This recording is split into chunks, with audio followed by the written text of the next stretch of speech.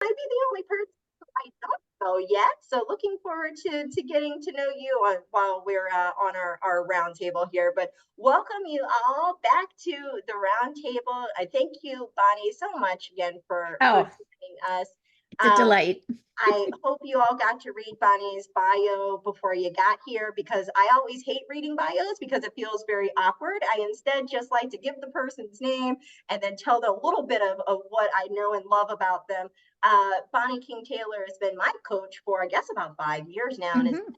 really illuminating to me in terms of, areas of my, obviously, my career, but also in my personal life, but just ways that I can tackle these things that feel challenging in just in the world and in the way that we look at the world now. So invited her to talk back in 2021 to folks about building trust. So Mhm. really excited to have her back to talk a little bit more about that, but mostly to talk about just this uncertain environment that we're in and how folks can prepare themselves for that.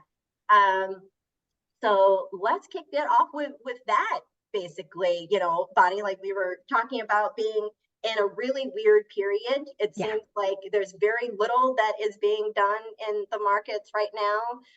Private equity and venture capital investors are kind of hanging out, like we talked about last month with Brian, kind of hanging out and waiting for things to get done, waiting for a catalyst. People not wanting to be the first mover. And Yeah. I'm just reading in term sheet that even some of the big firms now are taking pretty significant cuts in what were raising. I saw one group that was a Tiger, I think, had set out to raise 20 billion and only raised two. Two is still nothing to blow your nose at, but I think Right. 10% of what you thought you were going to do when you're one of the largest firms in the world is pretty significant. So basically, um, what can people do to keep themselves from going nuts in times that are uncertain as they are? What advice do you give to people to keep them from going crazy during uncertain times? I have so much to say on this subject. Um, I have the benefit of being significantly older than all of you, and not to come off as a crotchety old lady, but I am also a student of history, and because I have massively overeducated myself over the course of this very long life, what I have come to realize is that times like these come and go. Everything has a lifespan, a beginning, middle, and end. And my favorite professor, bless his sainted soul, back when I was a callow, depressed youth because the world sucked and so did I, he said, it's important to remember that every generation has had reason to believe it would be the last. Well, And when he said that, I was like, nah.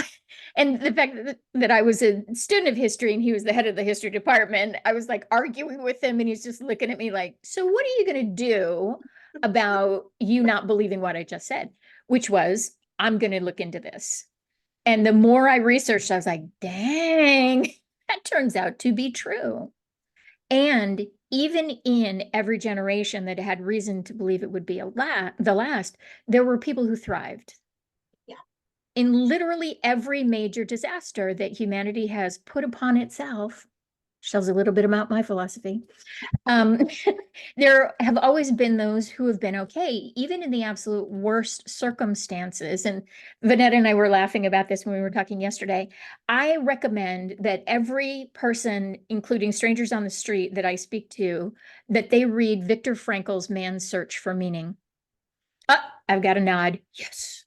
Um, over the next year is going to be my silver jubilee, so 25 years almost in this chair. Only a handful of people have actually done so, and I try to make it really easy because you only have to read the first 100 pages. The rest of it is theoretical. You don't need that. See the smile, like, yeah, don't even go into it. Even I had a hard time slogging through that.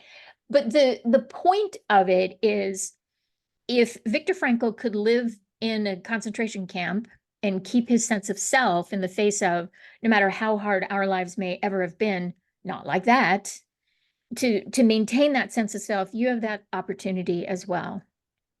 And just think about, this is the thing that always intrigues me, artists and people who live outside what we would call normal structures, who still survive and thrive through these times where we're getting messages that says it's all terrible. And I'd be curious to know, what do you think makes their thinking different than the folks who are retracting in the way that Vonetta was just describing. What do you think? No wrong answers. Would anyone like to venture? It's my show, so I shan't. I'd say it's their mindset and how they approach it. Ding, ding, ding. That's exactly it. It's where do you put your energy? And wherever, this is the new age cliche, wherever your attention goes, your energy flows. And we could consider that woo-woo, except it's total science. It can actually neurologically be tracked with imaging technology. And unfortunately, with election data as well. Oh, well, see, this is it. I wrote a series that I'm going to publish soon, which is, and forgive me for being coarse, how to keep your shit together when the world is going crazy. Because this is the circumstance in which we find ourselves. But again, as a person who was born in 1960 and has seen a lot of change in the world, there's always somebody crazy. Always. I think that's just part of the human condition, is there are people going nuts all the time. And so you get to decide where your mindset will go. And we talk about intentions, and I personally have a one-pager on how to create your personal mission statement. The number of eyes that have rolled out of their head and across the room when I ask people to write a mission statement cannot be counted. But here's what happens. When you decide who you're going to be, your I am statement in the face of all this uncertainty, what happens is that all of the decisions that come at you every day, and science says we have something like 65 to 70,000 thoughts in a day, every decision that comes towards you either fits within the rubric of your mission or it does not. So it's an A-B situation. So mathematically, 50% of all of the stress that you could take on is already eliminated. Yeah. Which means it makes it easier to make decisions from that smaller subset. Does that make sense? And what you're seeing in the arena, in the sector, as Vonetta was saying earlier, about people who are sort of pulling back to wait and see, is when you use that retractive energy, a confused mind says no. Neurologically speaking, your brain simply shuts down. When people are in crisis, they'll say, I had this idea, as if they were having creative thought in fight or flight, which is physiologically impossible. When you're in a panic, you literally lose moisture in your brain. Forgive me, I'm a total neuroscience nerd, but it's important to know how your meat sack works. Because when you find yourself in that state of fear, you, unlike other species, have the ability to talk yourself into a different state of mind. So when you're reading the news, when you're hearing all of this input about how terrible everything is, and these people are cutting and that can't happen, the more you pay attention to that, the more you will believe it. You have to. We started learning empirically when we were too young to know we were learning anything. Right. Should I do the teapot thing, Vonetta? Sure. Okay. So forgive me. One of my clients always laughs because I am the same height sitting down as I am standing up, which means super short. So, okay, anybody who's not looking at the screen, come back to me for just a second. If I do this, what am I? Somebody say it. Teapot. Yes, I'm a little teapot, short and stout. This is my handle. This is my spout. Interestingly enough, I did some research and discovered that this little ditty was written in 1947 as an educational tool for anger management for small children. Oh, right.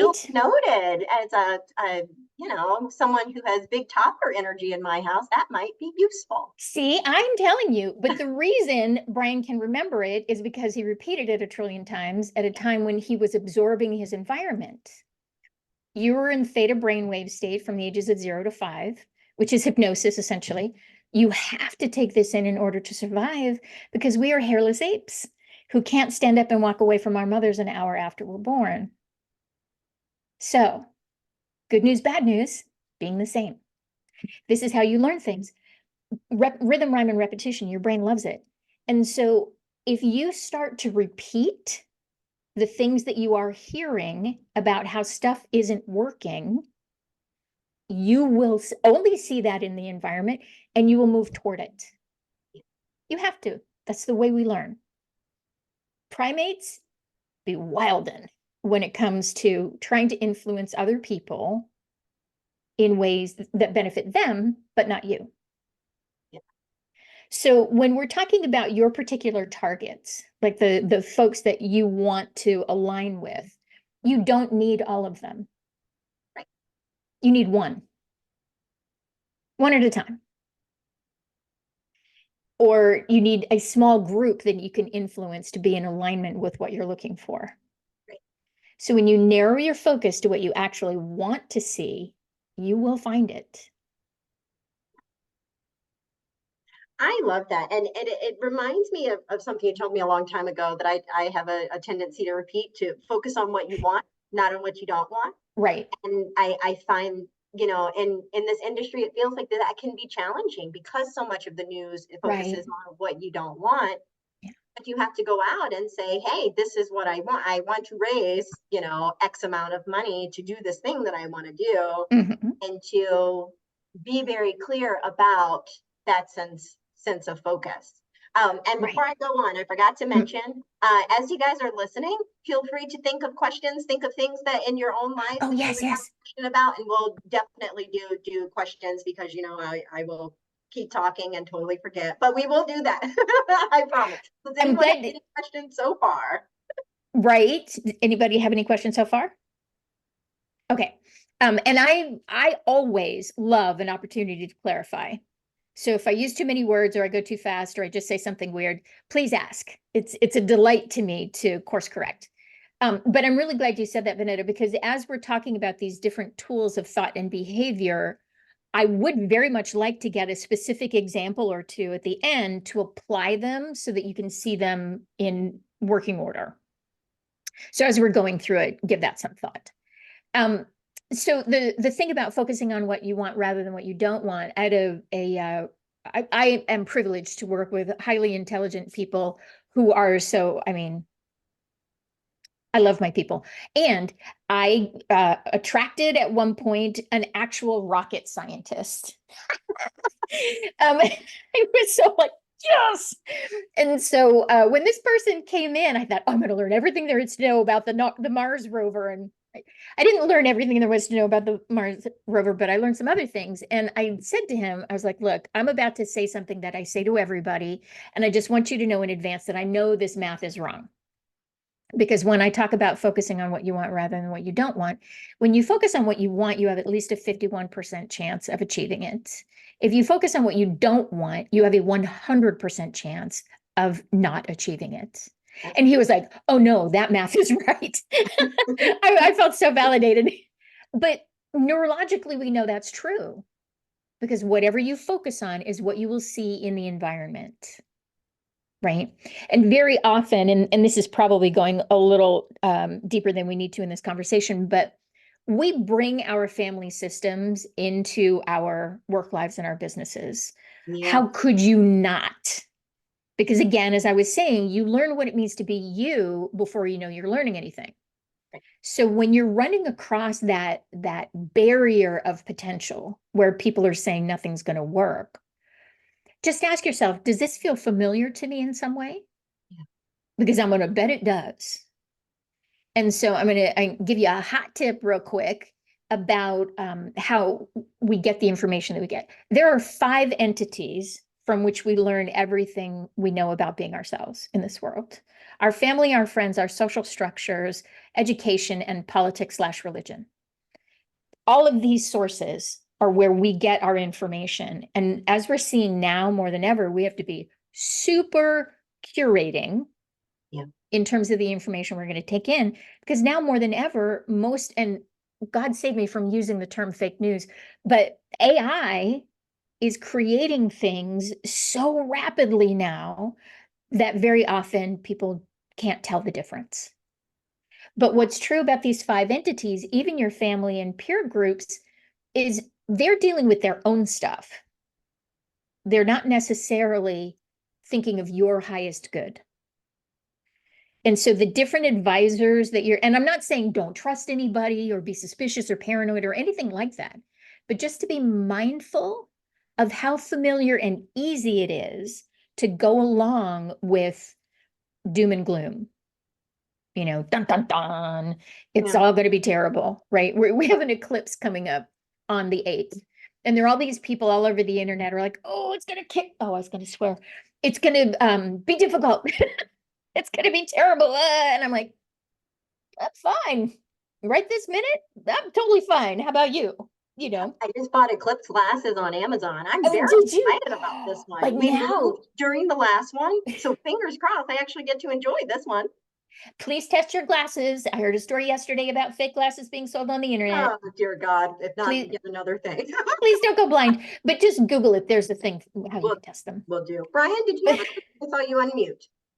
No, I was really, Bonnie, really interesting what you're commenting on. And, my wife, who studies a lot of this stuff, also continuously uses the term neural paths and positive neural Yes. paths and negative neural paths and Mm. influences our children. And she's always reminding me to stay on the positive as opposed to the negative, because it does. Mhm. And I was curious, though, from your perspective and probably the science behind it, are positive or negative neural paths easier or more effective? I guess asked differently, Ah. is it, the golf analogy as an example, everyone always jokes, you never remember your bad shots, only the good shots. Right. Which And, is patently untrue, by the way. Of course. But, with regards to general neural paths, Right. When you're thinking about what you're trying to achieve, is it easier does the data show it's easier to remember positive and direct your neural paths in the positive as opposed to the negative? This question is making me levitate. I'm so excited about this. Okay. Vonetta, thanks for hooking me up with that question in advance. Did you see that? No, not at all. Oh, that's hilarious. I would have loved if that had happened. That's comedy gold. Okay. So the answer is going to be unexpected, I think, because and I'm trying to boil down a whole philosophical mindset to a few words. The answer is neutral. And the important thing about choosing, because we are all, and that's the thing that Viktor Frankl taught us, that even in the worst circumstances, the space between stimulus and response is where your freedom lies, right? And so neurologically speaking, your synapses, your brain does not know the difference between fear and excitement, because physiologically the responses are exactly the same. That's why you can go to a horror movie and be like, ooh, as if something's actually happening when it's not. Or you can do something that I do not do, which is to get on a roller coaster and be like, yeah, even though it's the same thing, you could die from both, right? Whether it's the serial killer or the roller coaster, you could die from both. But you make a decision about how you're going to process it. And that comes from a place of what I call essential neutral. And again, as it applies to how you are weathering these crazy circumstances in your sector, is everything that you're seeing is morally neutral. This is not to say that there aren't bad people in the world and that money can't be misused, etc. But money in itself is not moral in any way. In fact, God bless her, and I don't like her as a person. I met her a couple of times, and please God, she should shut up in the presidential election. Marianne Williamson, who taught me many, many years ago that there is nothing noble in a society where money doesn't flow. And we see some places in the world now where it's like, damn, if that's not true, right? And it's always been true. So where your neurology prefers, it's tough to tell, because again, I've been around for a minute. And I started out thinking that humanity was essentially good, because that was the learning that I got when I was early, very young, which of course, when you're very young, you have to share, you have to get along with everybody, or you won't survive. and I've been talking with Vonetta over the last year and a half or so about early learning and its role in our survival, and that parenting is essentially survival and convenience. I need to keep you alive, so make it easy for me to keep you alive. Everything else is an extension of those two things, right? And so you can look at that same kind of binary option in whether it's positive or negative thoughts that are more durable. Because we are fear-based, period. Primates are fear-based. We make every single decision we make out of some form of fear. There's never been a law that was written to create a positive effect. Right. Every law is written to avoid a negative thing. And that's an extension of the way we view the world. Now, I'm tough as nails. I may be 5 foot, but I won't win, but you're not going to like it when I'm going down. You know what I'm saying? I'm like, I carry myself with a whole lot of don't try me because I came from a horrible place. And I've chosen to take that and turn it into something different, right? And that's what happens in the funding communities. You know, there are people who are in it to do good in the world because their ego demands it, or they're trying to fix something else, or, oh God, that'll be thought of as a bad person if they don't. Then there are other people who are doing good in the world because they genuinely want that experience, right? Yeah. Altruism is self-motivated. Oh, yeah. And Yeah, when you can embrace that, then you are more powerful in it. Because again, it's morally neutral. No, that is so interesting. And when I think about, you're making me think about a ton of things there. And Brian, I so appreciate that question because it makes me think about within the context of, you know, as thinking about fundraising, just for the sake of that being kind of the reason why we tend to all come to this roundtable. You know, but no, thinking about how should I even look at that? Should I look at this as a thing of like, all right, I have to do this because my family is relying on me, or I have to do this, like, am I running towards something or away from something Right. as I'm raising capital? And so I think that might be part of the kind of the holdup in fundraising right now is this fear of, you know, everyone being or not everyone, I shouldn't speak so broadly, but there being that sense of fear of being the first mover. So Right. if someone not wanting to be the one to be the first one, because just in case you're the one who gets, you know, I don't know, sacrificed to a dinosaur or something like that. But in that case, but we still have to build trust. We still have to build relationships. Right. How do we do that if we feel that there's this collective sense of not wanting to be the first? Almost feels like a middle school dance at this point, not wanting to be the first one on the dance floor, but how do you build the trust and the relationships with everyone who's at the dance? We're sharing a brain today because that was exactly my thought. It's just like dating, right? You first, you know, show me that you can trust me or that you're into me or whatever before I take that emotional risk. And the thing about resiliency, and this kind of comes back to add dimension to your question, Brian, that where operant conditioning is concerned, which is essentially how anybody learns anything, what we know is that punishment does not last. Punishment is not durable. Right. So when we hear horrible things about torture and how we're going to get information from people using these terrible methods, science is telling us now you get trash information and you get zero cooperation. And so when we're going into these environments where we're trying to influence people to be willing to step out onto the dance floor, it most successfully, whether it's internally or externally, most successfully, intermittent positive reinforcement is what's durable. Interesting. Not always positive reinforcement, because then the primate brain becomes suspicious. Yeah. Can you give us an example of what that the intermittent kind of looks like in a sort of real world example? Sure. So let's talk about Desmond for a second. And that's my son. He's wonderful. Oh my God. In July. You know he's what? Big toddler energy. He's going to be 3 already. I know. I would have said 8 months, no lie. And everybody says that everybody's baby is cute. No, I really do have the cutest child. This baby is too much. He's too much with the cuteness. Okay, so when there's a behavior, and I would highly, along these lines, I would highly recommend Chris Voss's book, Never Split the Difference. I'm dyslexic, so I got the audiobook first and he reads it. It's hilarious. Now, present company accepted, please recognize when I say this, I mean it with all the love in my heart. He is an older white guy. And so a lot of his prism is through that dynamic. So it's a real take what you need and leave the rest situation. Parenthetical.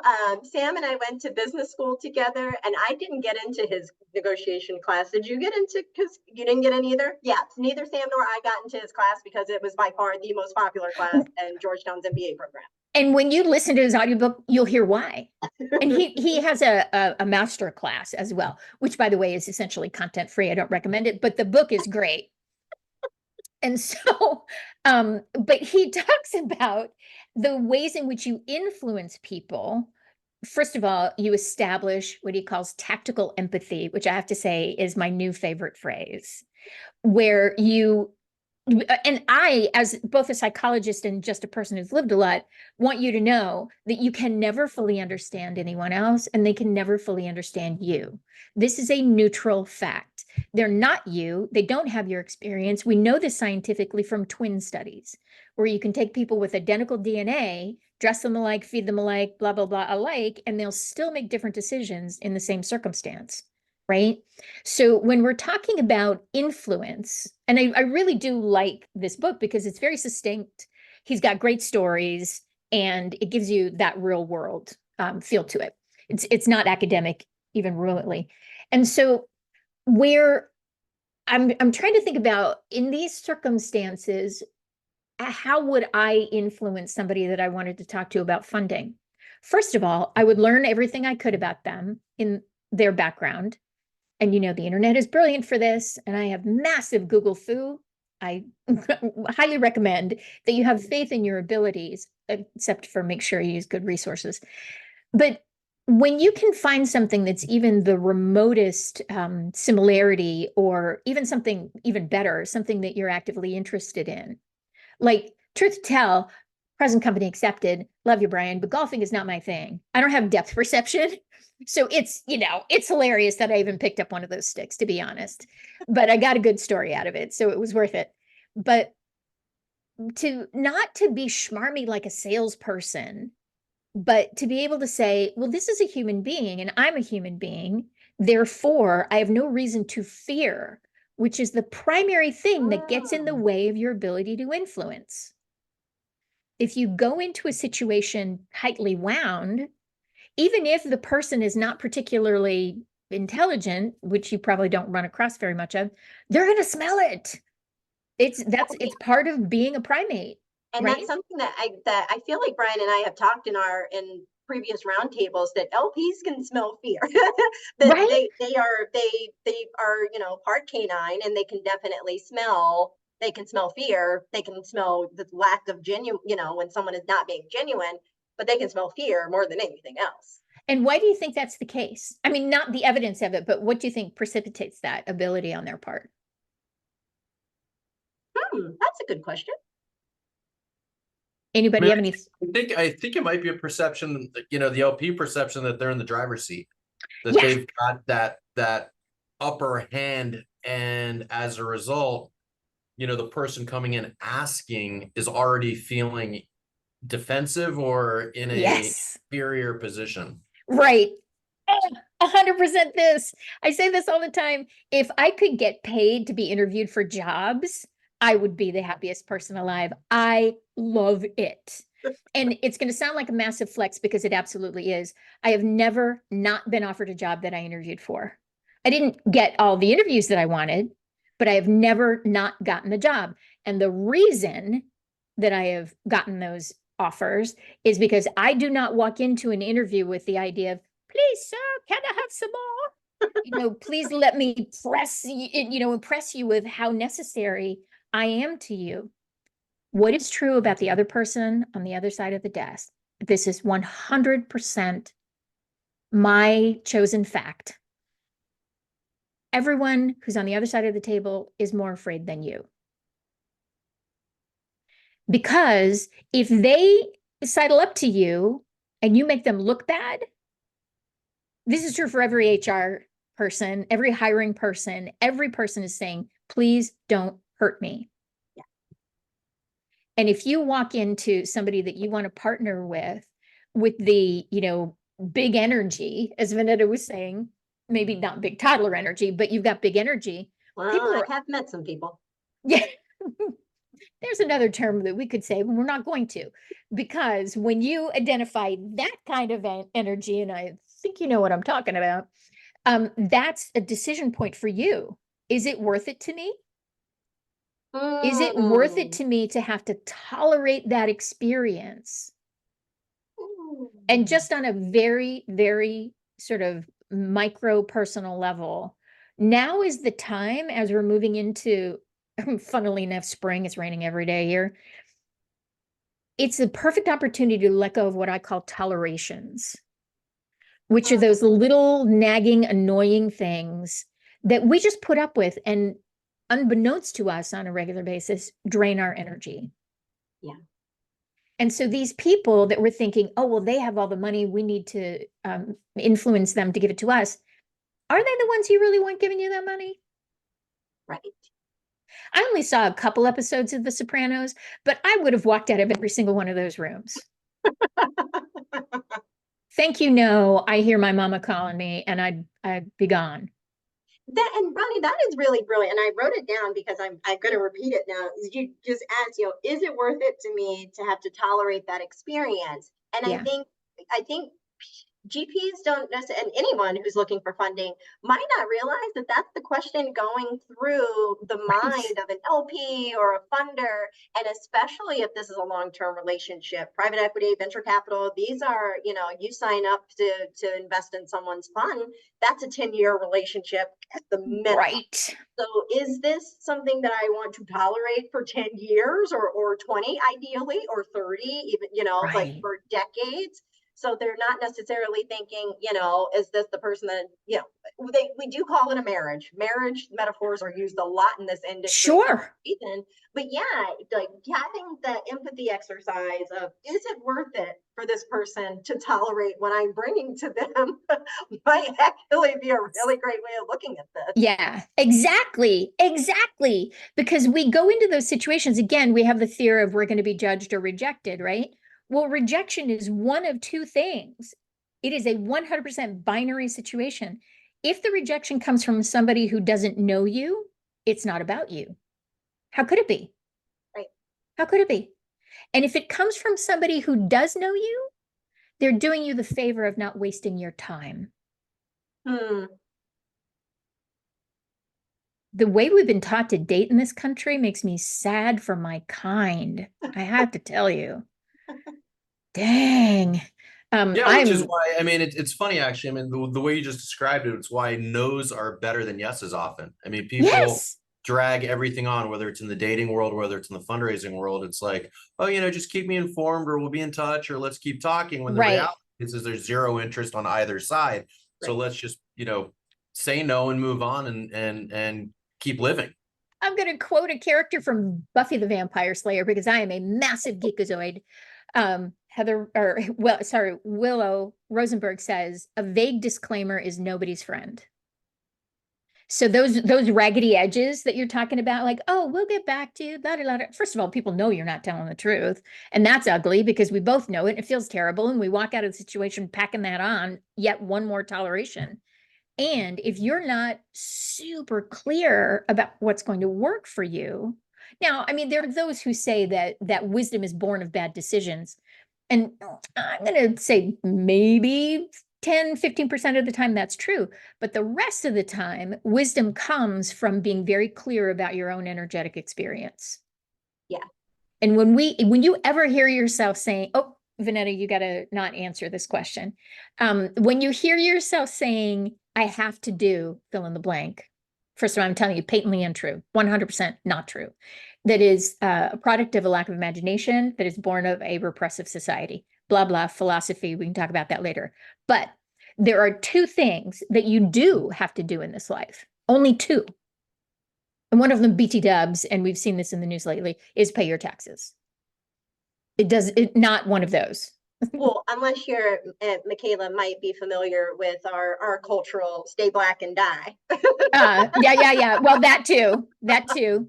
But what are the two things that you have to do in this life in order to stay black? What is the thing you have to do? Any guesses? Throw it out. Come on. Practice bravery. This is a safe space.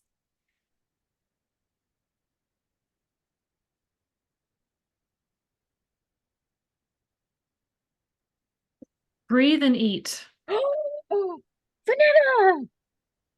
50% correct. You have to breathe and you have to die.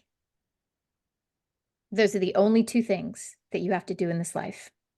You don't have to eat for a super long time. There are people who call themselves aeritarians. I don't know about that stuff, but hey, maybe, you know, those are the only two things. And especially because a huge part of my my practice is African American professional women who have been given all these roles of stuff they have to do in order to be valid human beings. There's a reason for all of that, which isn't the individual's highest good necessarily.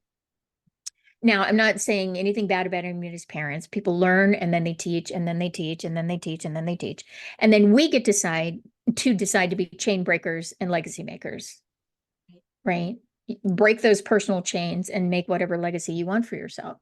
And when you see people who live outside of normal constraints, isn't it amazing how they seem to be so much happier than the rest of us?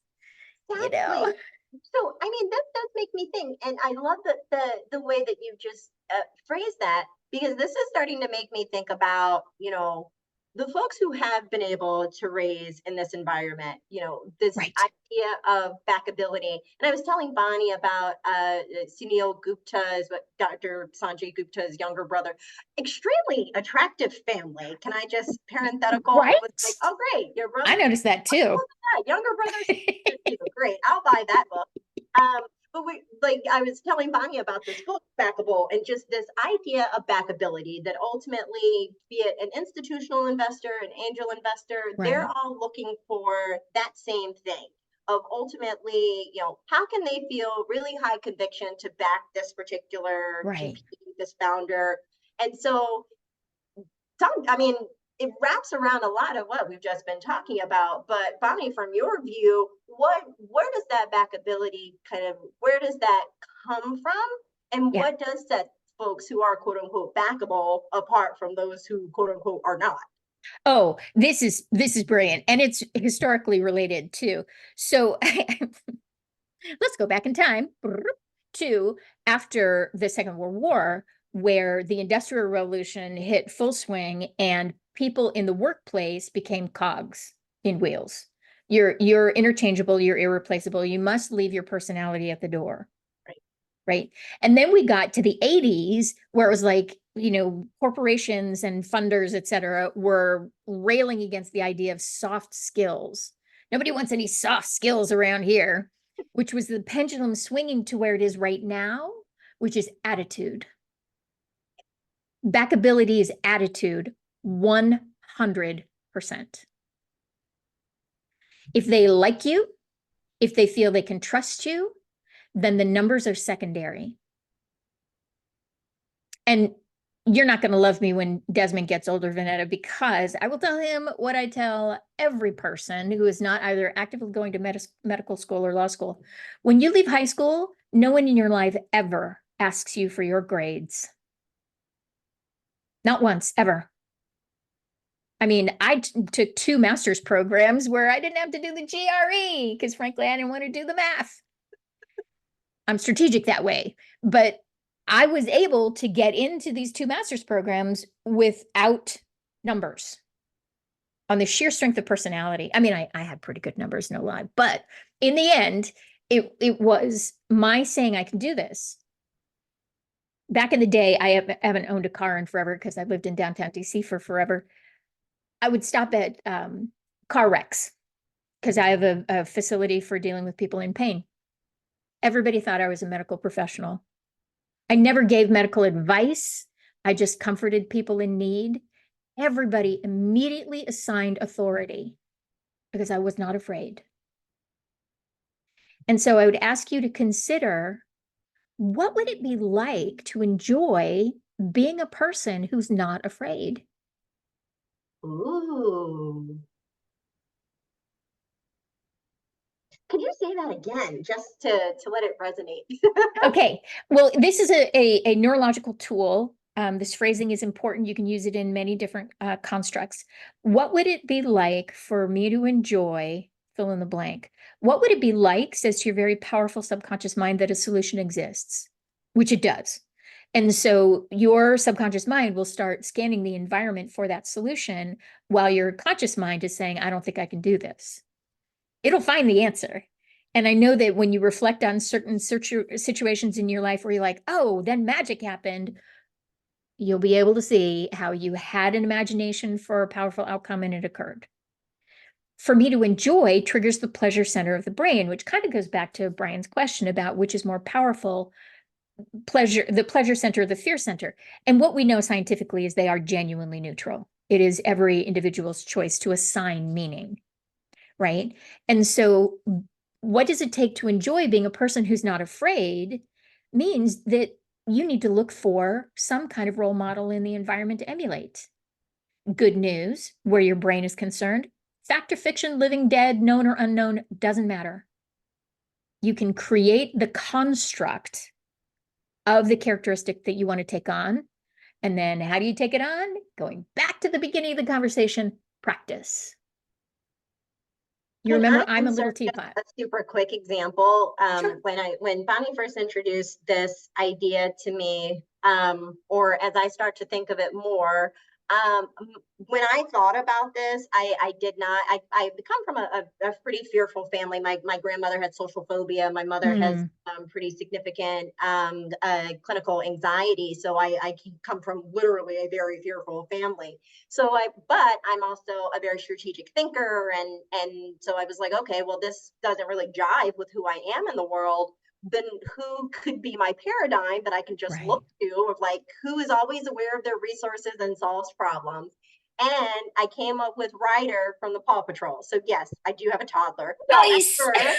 And so, but if you think about it, I have never, okay, maybe in one of the Paw Patrol movies, have I ever heard Ryder say, I don't know what to do? In every single episode, he always knows what to do. He's always aware of his resources. He delegates and deploys well. The problem always gets solved. And so I was like, oh, look at that.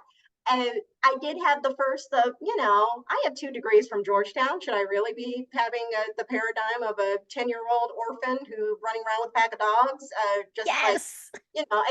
But then I was like, well, I suppose it doesn't really matter. It's just, at least I have a sense of what it looks like to be a person who can solve problems in the world. Right. What does it look like to be a person who can solve problems? That's all you need to know.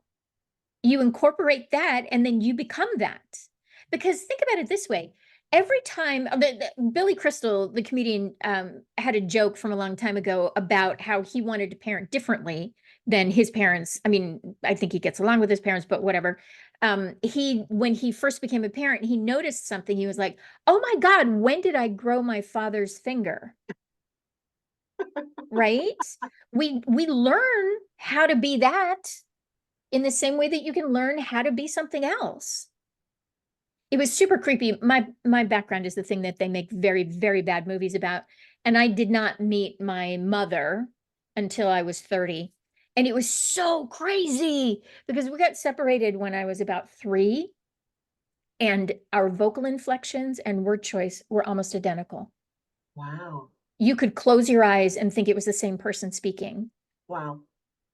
I knew, as a matter of fact, I'd been told she was dead. I knew nothing about her. Wow. That just knocked me over when I'm thinking about how we learn these things. And I will say to somebody, why do you say that to yourself? Who said that to you? And they'll go, nobody, I only say it to myself. Factually impossible. Because no matter what you may think about reincarnation, and I live by the principle of believe nothing but entertain all possibilities, I don't know. But I do know that you did not come into this life thinking you had fat thighs. That Yeah. that is not a thing. That's true. So we learn these fears from people who are either, proactively trying to protect us or simply passing on what they learned. And I have a tattoo on my ankle. It's very complicated, but the piece of it that's on the back of my ankle is a symbol that represents mental health with a release of guilt. Mm, Every single step I take, I leave my family behind. wow. It's a conscious intention. And so it infuses everything I do. Not the leaving it behind, but filling that space with health, with Right. compassion, with understanding, with caring, with knowledge. But look at how often, especially when we're being sort of herded through the American education system, that we are not talking about who is it that I actually want to be. Exactly, which is exactly what people really want. I mean, Yeah. any funder I could ever speak to wants that authenticity. And I feel like even I fear now that the word authenticity even feels like it's drained Inauthentic. a bit. Exactly, because of, I don't know, Instagram perhaps. But that's true. Right. That is what everyone is looking for. I think we're all looking for that measure of truth, not just, Right. in the philosophical sense, but Right. in are the people that I'm around very real people. And I just looked at the time and realized we have roughly 7 minutes for any rapid fire questions. So I am going to stop talking now to allow you all to, and of course, I've got tons of questions more. Bonnie and I could continue talking for Of ages, course. I'm sure. And I have time to hang out if Vonetta and if you want, I can take over as host if you need to go do something else. I got nothing, but I We got want nothing. to obviously we want to respect people's time, Exactly. but just like Vonetta, I could go all day. But the example I want to just very briefly as we move into the questions, really focus on the example that you just gave about authenticity in a world of Instagram, where we Yes. know that a tremendous amount of what we're seeing is not true. This is further reinforcement of the wisdom and the strategy of developing a solid sense of self. Exactly. Exactly. So, any questions about anything? And I tell every single one of my clients, there's nothing that you can say that will shock or offend me. Literally, nothing. I started saying that too. I tell people I grew up Black and evangelical in the South in the 90s. I have literally heard everything that could possibly ever have been said. Right? Seriously. This is one of the benefits of experience in life, right? But no, I mean, no matter how, and this is obviously a very safe space in terms of my being a vault for this kind of thing. I recognize that it's not private necessarily, but I would ask you to really consider stepping out into something that you would truly like to know.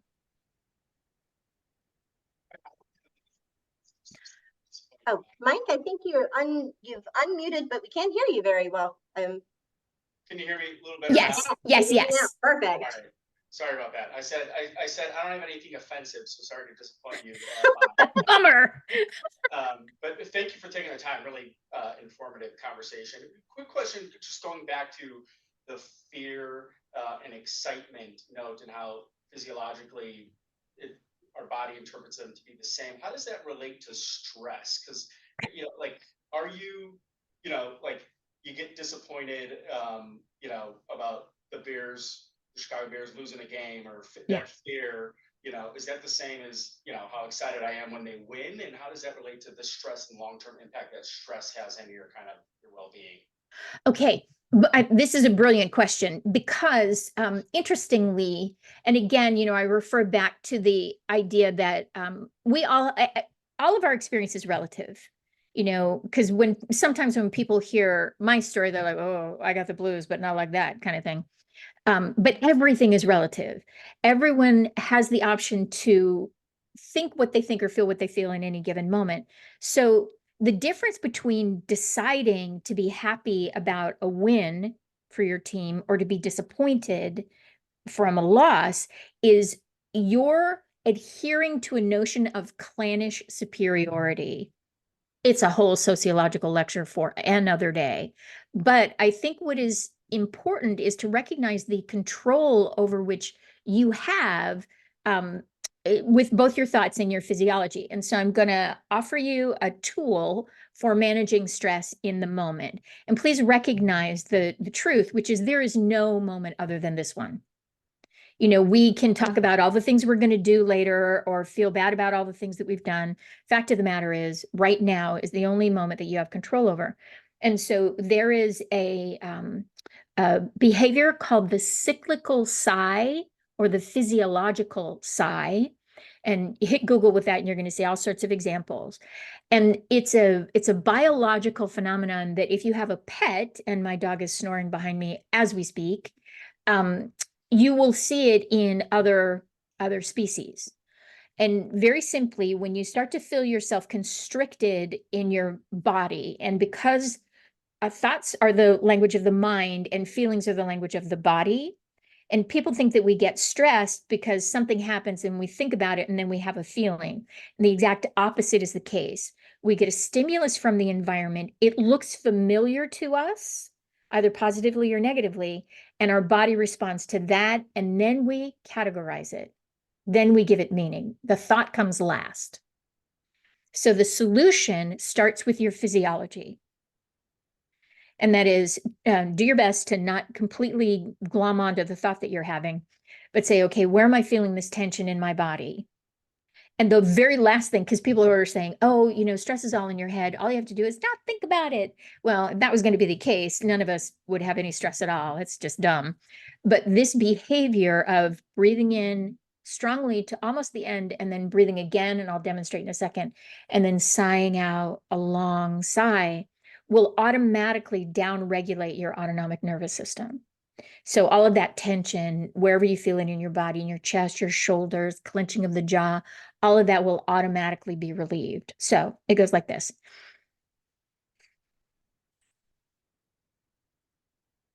And the great thing about this is that you can do it in public and not look like a nut.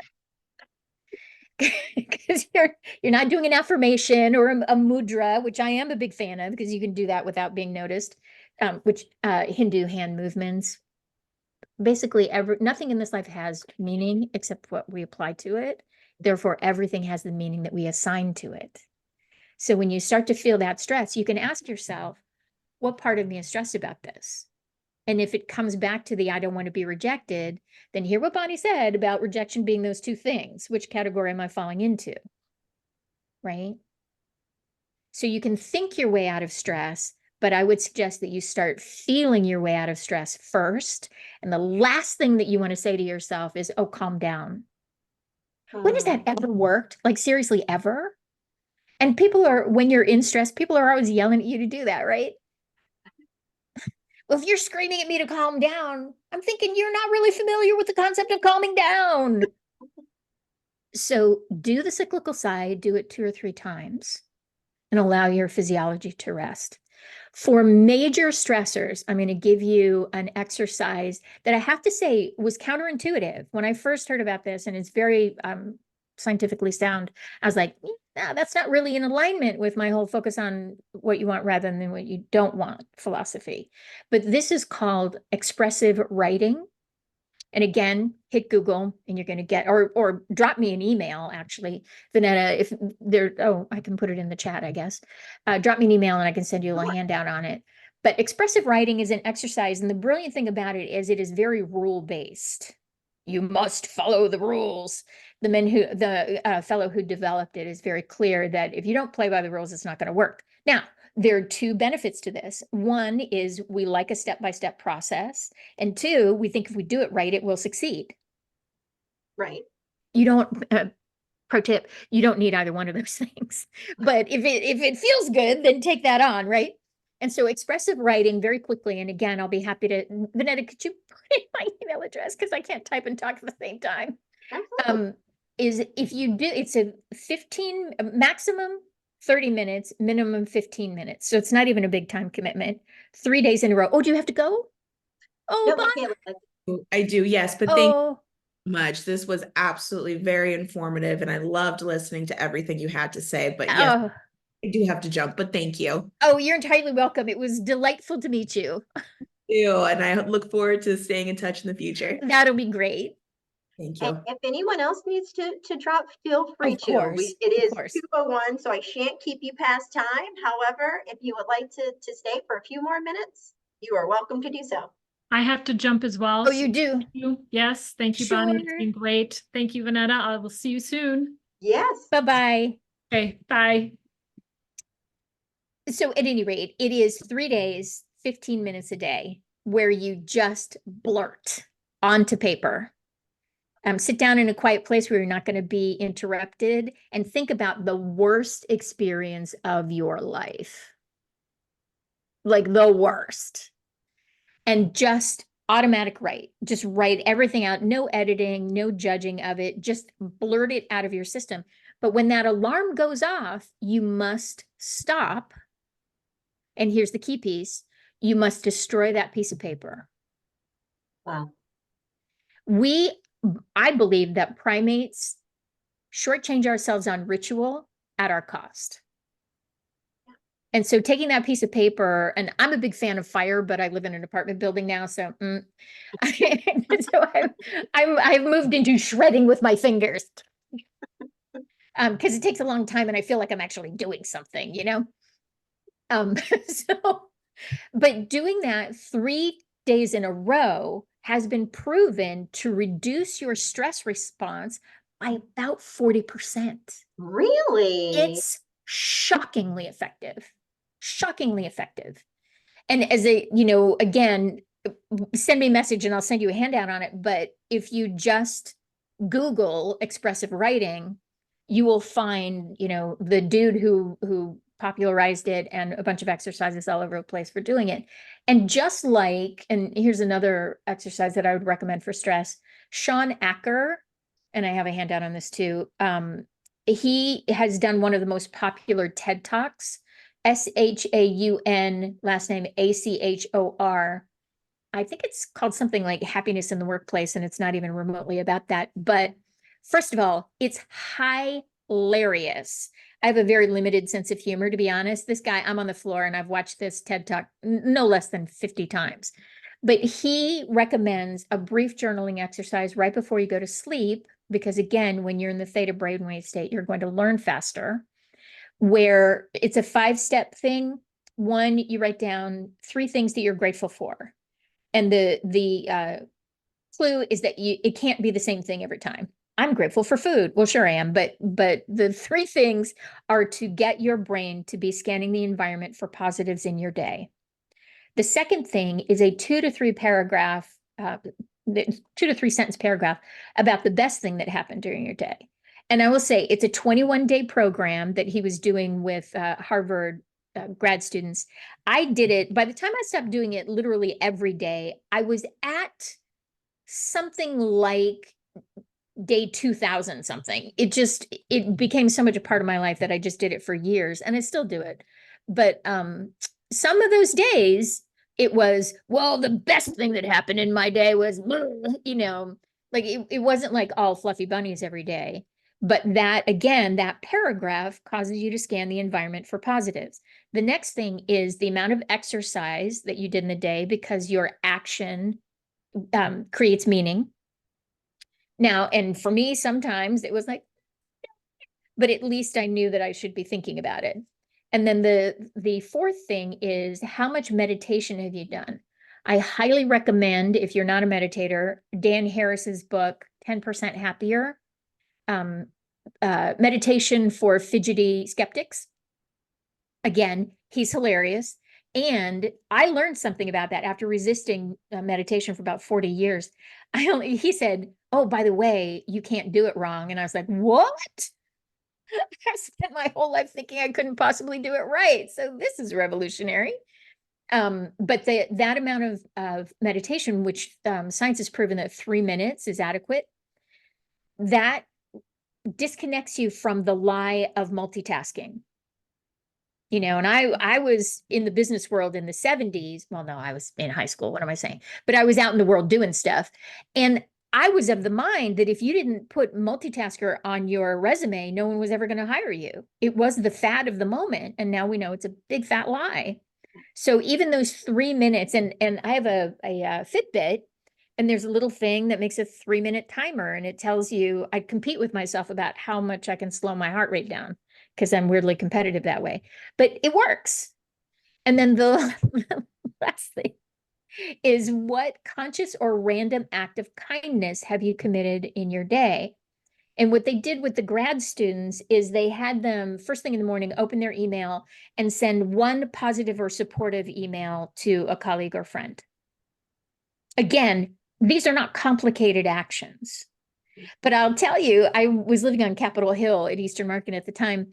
And by 4 o'clock in the afternoon, I was like, where's my old lady to cross the street kind of thing. I was heading out into the world to commit an act of kindness because it created such a positive expectation for me.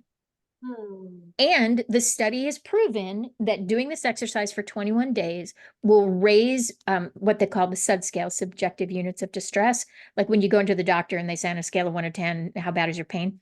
In this case, it was, how happy are you? And by the end of the 21 days, the aggregate was 19% happier, which if you know anything about statistics is like, whoa. Most studies, if they get an over under of 2%, it's a big deal. Yeah. So those are some real world practical tools that don't sound related to your sectors, but they are the tools that will make you more successful. And I will close with one of my favorite quotes from one of my favorite authors, Neil Gaiman, because again, I'm a geek, who says, no matter what happens in your life, make good art. Yes. Your wife runs off with a politician, make good art. Your car breaks down by the side of the road, make good art. And by that, good art is simply being you in the world. You can make a good moment. And when you stick together a bunch of good moments, you have a great life. I love that. I couldn't have closed that better myself. And I was just about to be like, I wonder if Bonnie can stay to talk about storytelling. But I think that is the essence of storytelling. You know, like Brian, you were talking about last month, but that is it. It's, you know, how do you make good art out of what you've done? And it's not fabricating things necessarily. Right. I write primarily nonfiction now, but do still write fiction. So I'm not saying like literally make up your track record or something like that, but how do you be you in the world, be excited to bring yourself to LPs and to other funders and make it good and interesting so that, and that's ultimately the thing that makes them want to take part. That is to me the sense of good storytelling.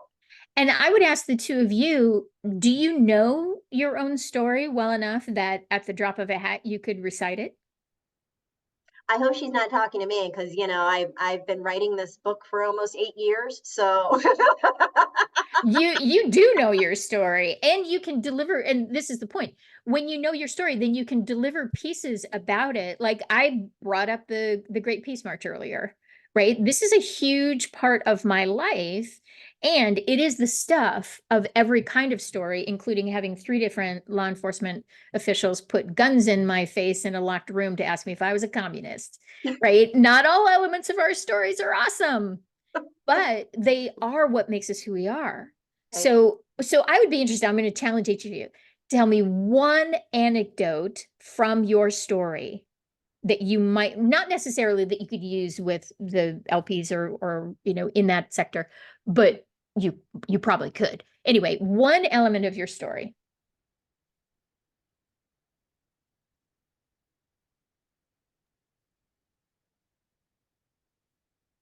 I was once kidnapped in the Republic of Georgia. Get out. Now I got to ask you, Brian, were you doing nefarious things? No, not yet. Not at that point. No, I was there in 1989 and a taxi driver wanted to take me to visit his family because they'd never met an American before. and literally drove me an hour outside of the city of Tbilisi to meet the family. The family. And so how did that go? Went great. Did it? I never got, I can share with you, I've never done more toasts in my life and been drunker with a taxi driver and experienced, you know, true hospitality from people who didn't have much to share, to be perfectly honest. Big man, I am going to give Wow. you all the flowers right now because, and I'll tell you why in a second, but the way you set that story up, I was like, Brian. Babe, But it went to Mr. Rogers' place, which is amazing. that is incredible, Brian. That was flash nonfiction. That was literary flash nonfiction beauty there. Right. My